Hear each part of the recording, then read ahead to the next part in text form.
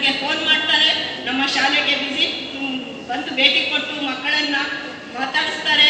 ಹಾಗೇನೆ ನಮಗೆ ಸುಮಾರು ದಾನವನ್ನು ಕೊಟ್ಟಿದ್ದಾರೆ.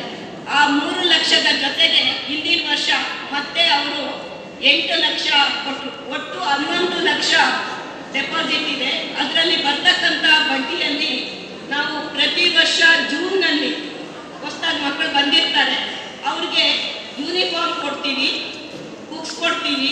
ಹಾಗೆ ಅವತ್ತಿನ ದಿನ ಅವ್ರಿಗೆ ಊಟವನ್ನು ಸಹ ಕೊಡ್ತೀವಿ ಅವರ ಹೆಸರಿನಲ್ಲಿ.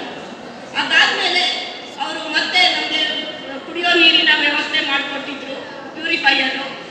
ಅದಲ್ಲದೆ ಮೃತ್ಯುಂಜಯನವರು ಮತ್ತು ಮಾದೇವನವರು ಇಬ್ಬರು ಸೇರಿ ನೀವೆಲ್ಲ ಕುಳಿತಿರ್ತಕ್ಕಂತಹ 500 ಚೇರುಗಳನ್ನು ಸಹ ಅವರು ನಮಗೆ ದಾನವಾಗಿ ಕೊಟ್ಟರು. ಮಕ್ಕಳು ಕೆಳಗೆ ಕೂತ್ಕೋತಾ ಇದ್ರು. ಅಯ್ಯೋ ಮಕ್ಕಳು ಕೆಳಗೆ ಕೂತ್ಕೋತಾ ಇದ್ದಾರಲ್ಲ ಪಾಪ ಅಂತ ಹೇಳ್ತಿದ್ರು. ಅವರು ಆ 500 ಚೇರುಗಳನ್ನ ಕೊಟ್ಟರು. ಅದಲ್ಲದೆ